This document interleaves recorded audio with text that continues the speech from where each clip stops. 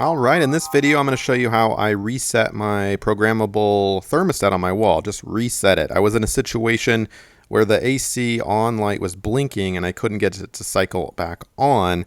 Made a separate video on how I solve that, but you might find this interesting in terms of just doing a simple reset, right? Or maybe you just bought yours and you messed up the programming and you want to do a simple reset of the programmable inputs that you had given it.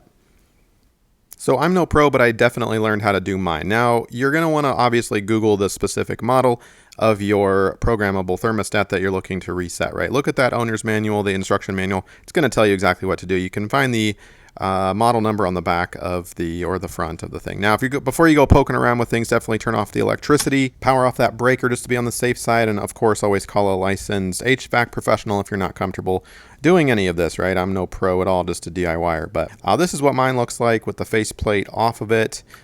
So for this particular model, it's a Honeywell, and what we're going to be doing, we've got a run button on the right and a settings button on the left. Can you see that? And 2 fingers, just going to hold that down all the way for several seconds. And you can see the program is about 74 degrees on hold. That's what I kind of had it set to.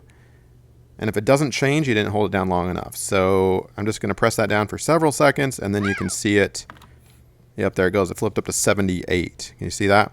So that tells me that that's kind of the default setting, and that's going to basically erase all those programmable times that I had input, well, frankly, years ago.